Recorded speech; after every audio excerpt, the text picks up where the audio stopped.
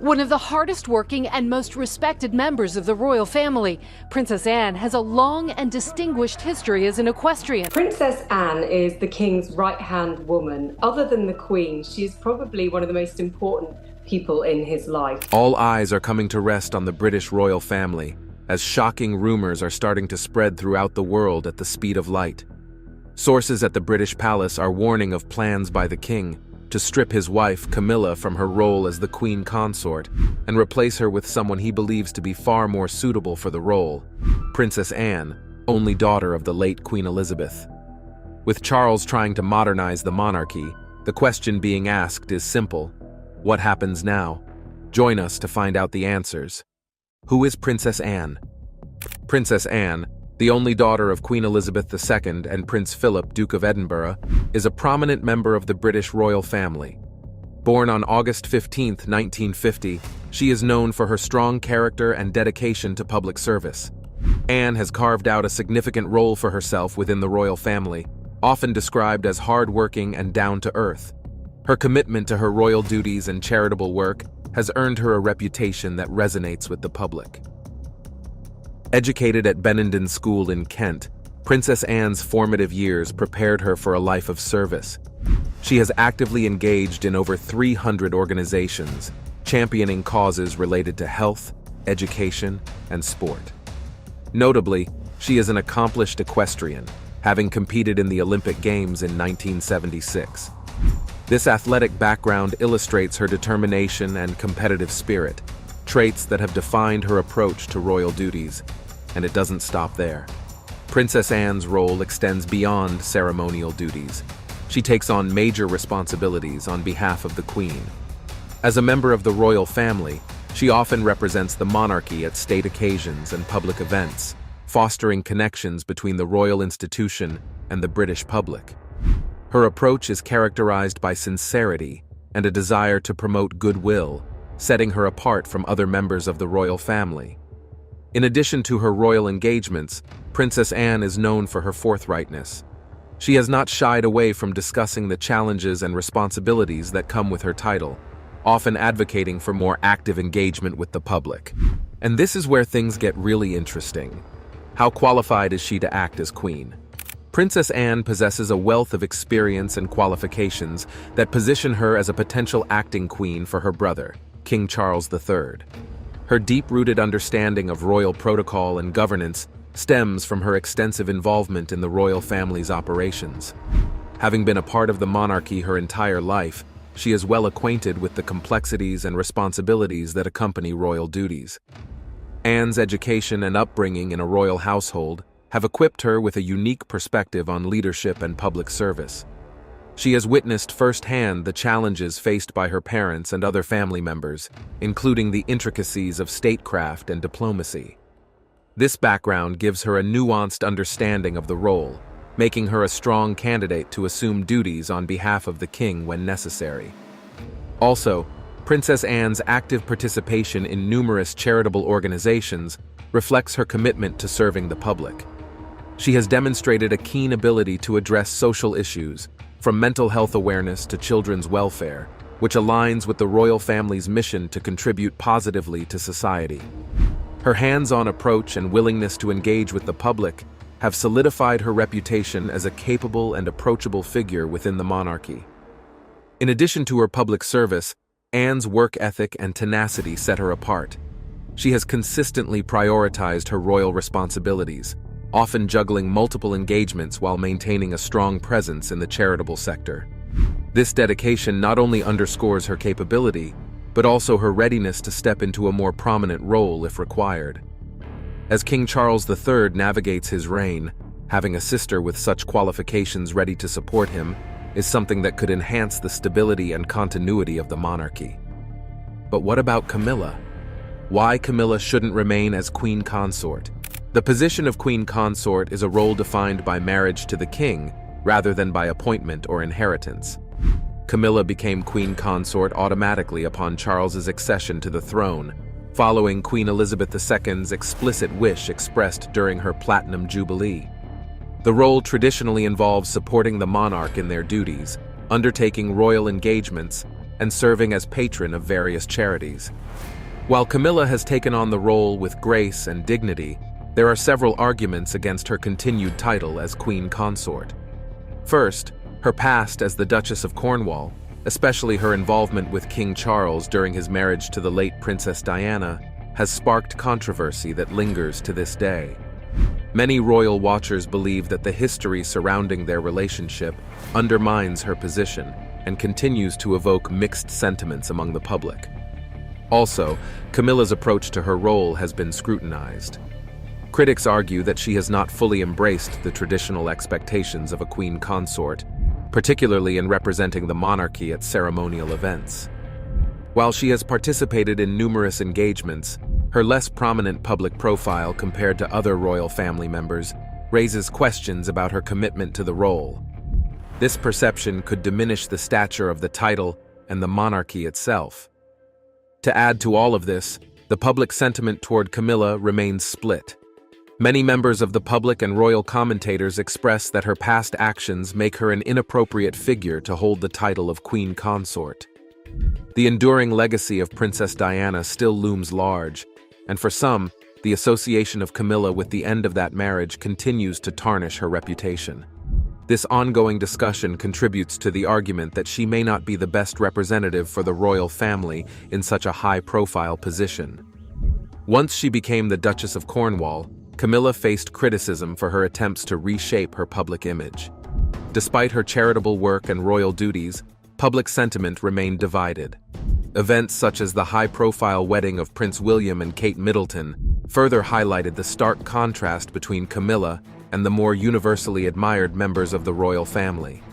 In public appearances, she often appeared more reserved, which contributed to perceptions of her as an outsider rather than an integral part of the royal family. Even as Queen Consort, her role has not been free from further controversy. There have been moments of misstep that have generated negative headlines. For instance, her comments during public engagements occasionally drew ire, perceived as lacking sensitivity to the issues faced by ordinary citizens. Such incidents reinforce the view that she sometimes struggles to connect with the public at large, despite her efforts to engage in various charitable initiatives. Finally, there are concerns that the title of Queen Consort should embody ideals of compassion, loyalty, and integrity. Critics argue that Camilla's past raises doubts about her alignment with these values. As the royal family seeks to modernize and connect with the public, the choice of title holder becomes crucial in maintaining the monarchy's relevance and reputation. But there are obstacles to making any changes. Why it would be difficult to switch Camilla out. Under British constitutional law, the role of regent or councillor of state is strictly governed by the Regency Acts. The current succession law follows the rule of allowing only the eldest legitimate son to inherit the estate for those born before 2011. This is why Princess Anne is currently 16th in line to the throne, despite being the second-born child.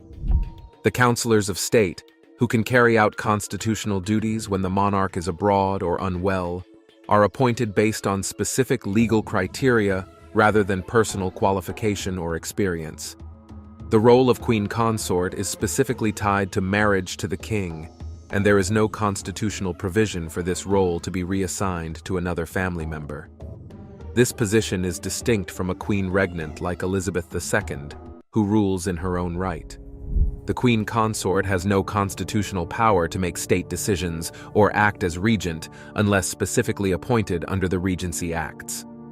Historically also, the title of Queen Consort has seen instances where the status of an individual has changed due to various circumstances. Notably, in the late 20th century, the case of Queen Mary of Teck and Queen Elizabeth II illustrated how the role can evolve based on the monarchy's needs. When King George V passed away, Queen Mary continued to exert influence and support during the reign of her son, King Edward VIII, before he abdicated in 1936. However, the most notable example of a queen consort being superseded involves Queen Victoria. Upon the death of her husband, Prince Albert, she withdrew from public life for an extended period, which led to discussions about the future role of a queen consort in the monarchy. After her prolonged mourning, Queen Victoria gradually returned to public engagements, but never fully resumed the same level of public prominence that had characterized her earlier reign. This period marked a shift in how queen consorts were perceived, emphasizing the importance of public engagement and visibility. Another significant instance occurred with Queen Alexandra, the consort of King Edward VII. Following her husband's death in 1910, Alexandra took on a more subdued role. She focused on charity work, but did not attempt to overshadow her son, King George V, or his wife, Queen Mary. Their collaborative approach to royal duties established a new precedent, demonstrating that the role of a queen consort could evolve in response to changing societal expectations and the dynamics of the royal family. Still, when it comes down to it, changes to the position would all eyes are coming to rest on the British royal family, as shocking rumors are starting to spread throughout the world. The conspiracy theories are off the charts crazy. There was a wild rumor last night that the palace was about to put out some big statement. It was. Here's the anatomy of this rumor. Online frenzy reached a fever pitch that the BBC had been put on alert. A royal announcement is coming. What could it be? Is this about Kate? Is this about Charles? This morning, it was the #1 trending topic on Twitter. Fact of the matter is that CBS News has not heard anything. BBC News, our partner here in the United Kingdom, has not heard anything as well. When the British royal family makes an announcement, it's usually about a national issue. Rarely they do announce details of their private lives, except for marriages and the birth of new royals. Joyful news from Buckingham Palace. The birth of His Royal Highness the Baby Prince. Honouring the first child born to a British reigning sovereign for over 100 years, a royal salute is fired in Hyde Park. So, it came as a shocker to the world when they made a very big and personal announcement. The announcement had fear-reaching implications for not just the UK, but the world at large. What is this announcement? And why is it such a big deal? Join us as we reveal the biggest announcement of 2024 that the royal family just made. The announcement about the monarch's failing health. We've received breaking news from Buckingham Palace, which has announced that the King has been diagnosed with cancer. A big announcement about King Charles's health was made public by the royal family this year, which took many people by surprise. Buckingham Palace announced that King Charles was going to get treatment for an enlarged prostate. Even though thousands of men go through this process every year, the news felt different because it involved the king. The public was informed by the palace that the condition was harmless and not life-threatening. But because there weren't many details, people were left guessing and worried about the king's health. The palace didn't just send out another regular message about the king's health. This showed how serious the situation was, especially since it was announced that Charles would be taking time off from public tasks to focus on getting better.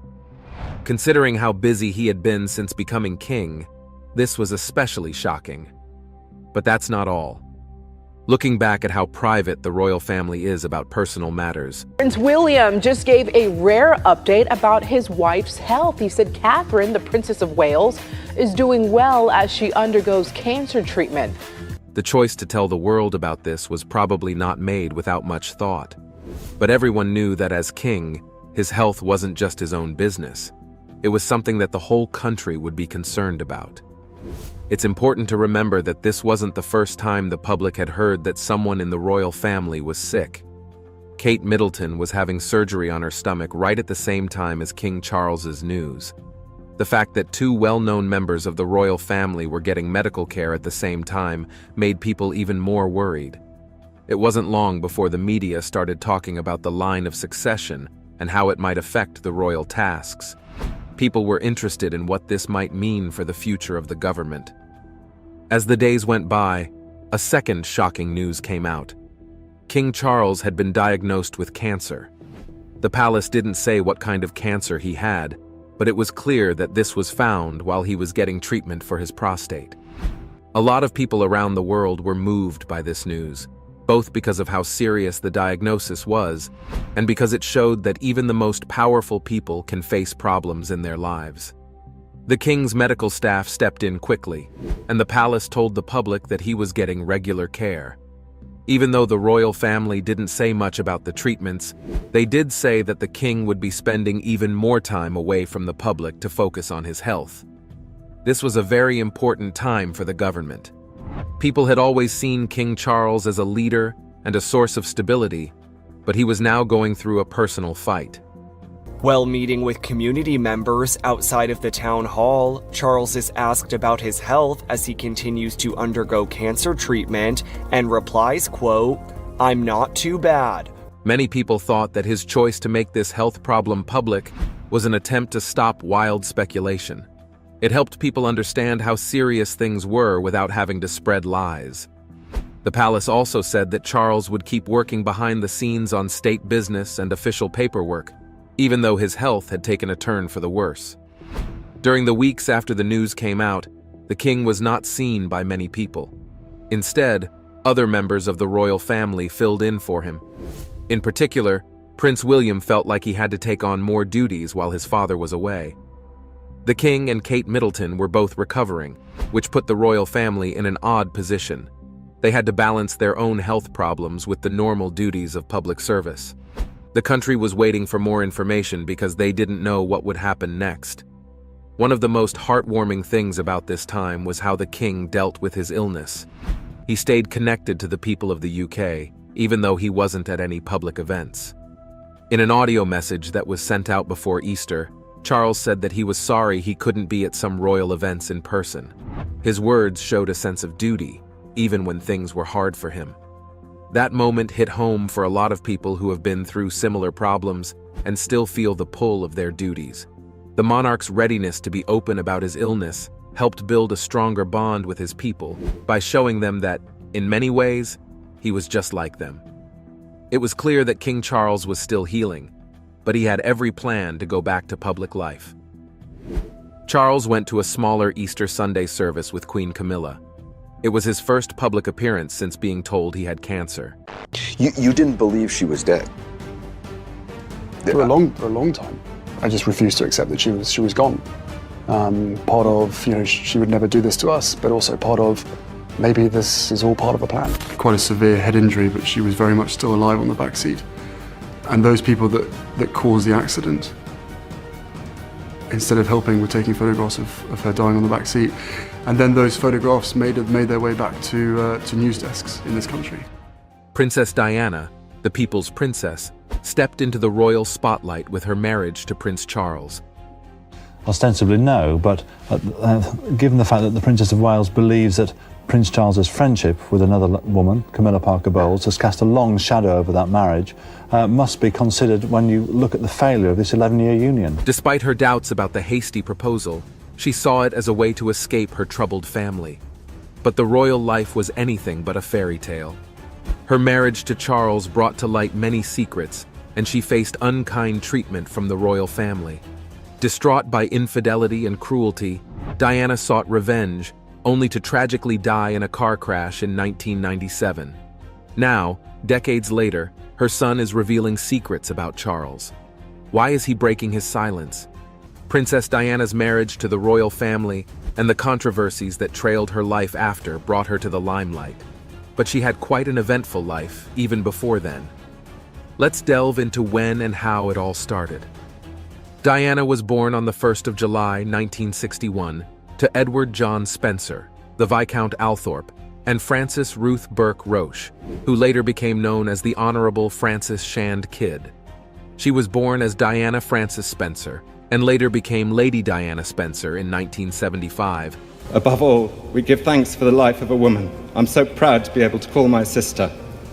The unique, the complex, the extraordinary and irreplaceable Diana, whose beauty, both internal and external, will never be extinguished from our minds.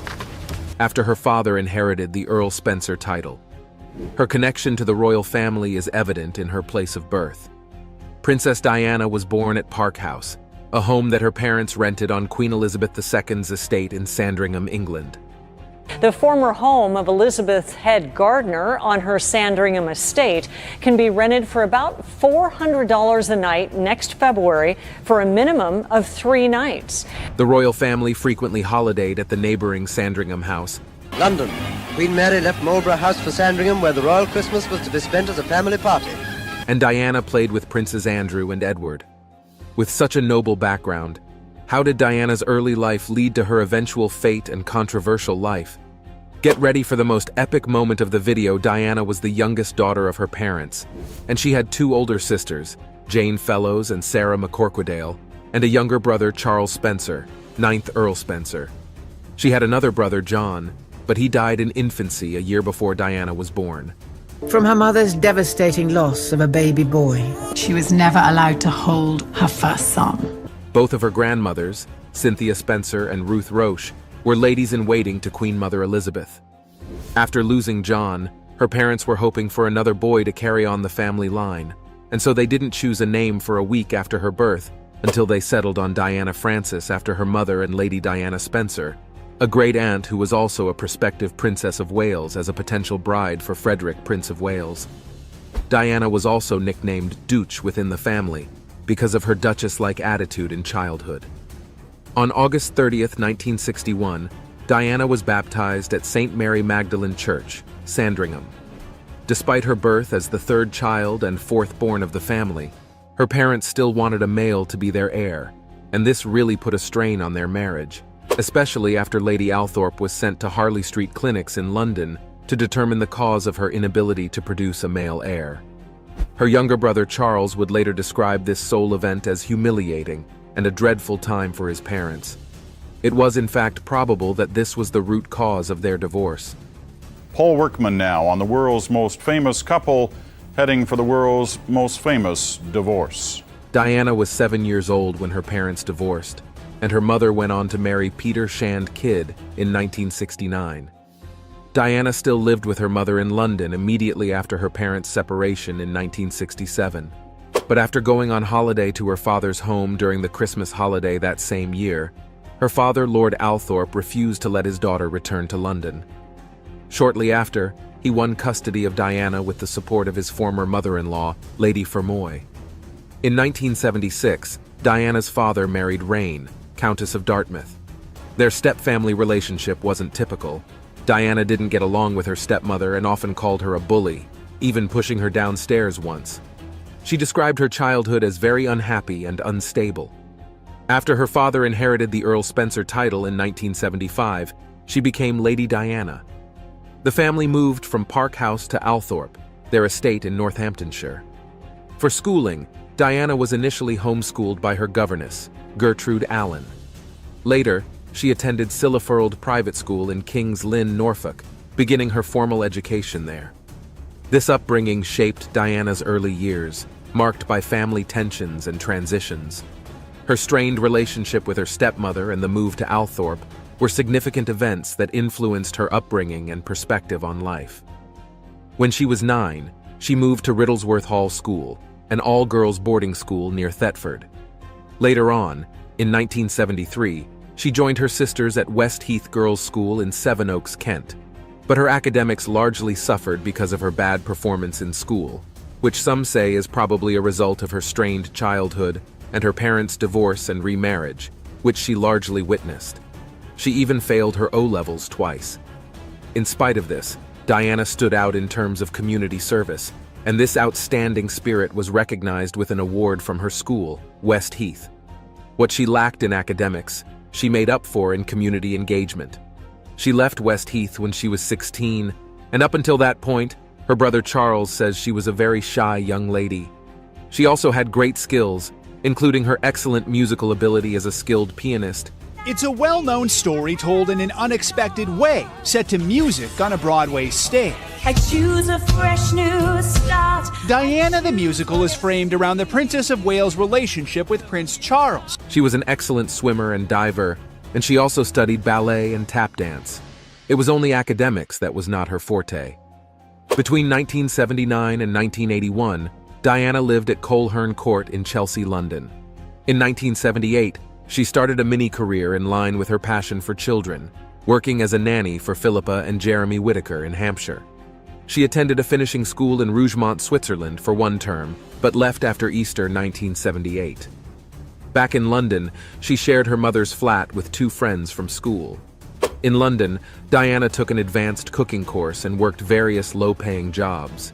She was a dance instructor for youth until a skiing accident caused her to miss 3 months of work.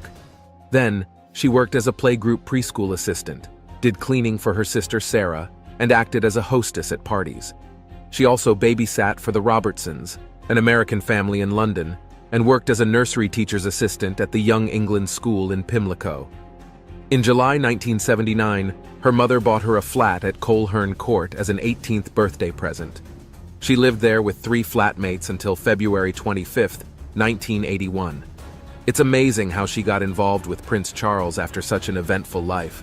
Royal marriage, sons' births, and lingering controversies. Diana and Prince Charles met in 1977 in unusual circumstances. The love story between Prince Charles and Lady Diana is particularly steeped in royal history, around which many rumors have surfaced up to this day. As Charles was dating her sister Sarah, none of them could have imagined their future together. Charles thought she was jolly, and after his relationship with Sarah ended in 1978, they stayed friends. Diana attended Charles's 30th birthday party in Buckingham Palace in November 1978, and in January 1979, she met Charles again at a weekend shooting party at Sandringham as a guest of Queen Elizabeth II. Later in the summer of 1980, Diana and Prince Charles met again at a house party hosted by her friend Philip de Pass in New Grove. After observing her shy nature and wise way of speaking, Charles considered her a potential girlfriend, despite their 13-year age gap. While sitting on a bale of hay at a post-polo barbecue, Diana sympathized with Charles over the loss of his great-uncle, Lord Mountbatten. Her comforting words struck a nerve, and he decided to pursue a relationship with her. It's always easy to be smart in hindsight, but when you look at this couple's soap opera of body language throughout their marriage and before their marriage. Did her words make him fall in love? Don't miss the next scene where things get even more interesting. After this, Prince was keen to spend more time with Diana, and he invited her to Balmoral to join him and a group of friends there for a summer holiday. This delighted Diana in no small measure, as she was beginning to adore Charles. After meeting about 13 times, Prince Charles proposed to Diana. He was said to be largely influenced by his father, Prince Philip, who TD'd him in a memo to stop playing the field and get married. His father had said, "You either marry this girl or let her go." Being confused as ever, he took this to mean that his father wanted her to marry Diana, and he proposed to her on February 3, 1981, after a few months of dating at Windsor Castle. Diana was so surprised that she first thought it a joke, but it was real. Prince Charles was damn serious. The formal engagement press call was on February 24, 1981, when after Beijing asked by reporters if they are in love, Diana had replied with certainty while Charles had said, "Whatever in love means." In March 1981, Charles flew to Australia and New Zealand for 5 weeks, leaving his newly betrothed behind. She's spotted crying at Heathrow Airport upon his departure, not because she is sad, but because before he left, he had taken a phone call with Camilla Parker Bowles, his ex. Notwithstanding all these, they got married on July 39, 1981 at St. Paul's Cathedral, with 2,650 guests, and a television audience of around 750 million people watching. Charles was wary of going through with the marriage, but he didn't want to let the royal family down. It would look as though Prince Charles was more eager to find a qualified bride than to actually find a love match. Although he was struck by some of her qualities, it wasn't necessarily love, considering that he was still very much in sync with his ex-girlfriend Camilla, a major problem that would later cause much problems in the marriage. Some believe that Prince Charles married Diana because he needed someone who would fit into the royals' family requirement of a prince, and also to produce his own heirs to the royal throne. Princess Diana's problems began right on her wedding day, because the royal family is a subject of intense media attention. It comes with the status, and anyone who is getting into the royal family must be ready to face the odds. Media attention had always been on Prince Charles ever since he started dating. Every of his love interests have been a subject of scrutiny by the press on whether or not they were fit for the royal throne. Diana was not an exception. When on their wedding day, she broke tradition by omitting the word obey from her vows, and it generated a lot of attention and criticism from the media all at once, launching her first hand into one of the many trials of the royal family. After the couple's fairy tale wedding, Diana felt overwhelmed by her royal duties and the intense media coverage of nearly every aspect of her life. The many duties and the lack of affection from the prince meant that they spent little time together, and the princess was not having it easy. Due to this, in January 1982, 12 weeks into her pregnancy with William, Diana deliberately threw herself down the stairs at the Sandringham House royal residence in Norfolk because she had eating disorder, bulimia, and was feeling so despondent and inadequate in her marriage to Charles. But the baby was unharmed. There was a ray of hope after the birth of their first son, William, on June 21, 1982, at St. Mary's Hospital in London, and Prince Charles, having attended the broth, described the experience as astonishing. The birth of their first son deepened the relationship between Diana and the prince a little. Diana experienced postpartum depression after her pregnancy with William and found the intense media attention surrounding her pregnancy difficult to bear. In 1983, when William was just 9 months old, Diana couldn't bear to leave him behind for a 6-week tour of Australia and New Zealand. She broke royal tradition by taking him along, sparking a mixed reaction from the press, from harsh criticism to applause from parts of the public. Then, on September 15, 1984, Princess Diana gave birth to Prince Harry, with Charles by her side. Interestingly, 6 weeks before Harry's birth, Charles had thought Diana was expecting a girl. When Harry, a boy, arrived instead, Diana kept it a surprise from Charles, perhaps enjoying the closeness it brought them. But Charles's disappointment over Harry's gender and his hair color strained their marriage further. Diana felt resentful, beginning a journey of secrecy and revenge. This bitterness lingered, and years later Prince William began leaking royal secrets, drawing widespread media attention. It begs the question, why did Charles break the royal rule of secrecy, and why did both sons turn away from their father? Stay tuned, the most exciting part is just around the corner. Prince William's unveiled King Charles's secrets. In the recent royal biography Endgame, written by the royal analyst Omid Scobie, secrets and explosive claims revealed in the book about King Charles, marriage to Diana, and even under his rule were attributed to have been leaked by Prince William's. Interestingly, some claim that it is due to his overambition to become king one day that he broke the sacred code of the royal family, keeping the mouth sealed and keeping secrets. The secrets released by him corroborated the many suspicions of there being a foul play surrounding the death of Princess Diana, while also adding fresh perspectives to the long-forgotten life of Princess Diana. The news was that he leaked private information about both Harry, his brother, and King Charles. Princess Diana's death had been subject to one conspiracy theory or the other, and the most apparent one was that the driver was intoxicated. But more than this, the princess's suspicion of the royal family always plotting against her during her lifetime did not help matters. During her frustrating times with the prince, she believed at some point that Charles wanted her out of the way in order to marry his true love, Camilla. So, many implied that her death might not be a natural accident after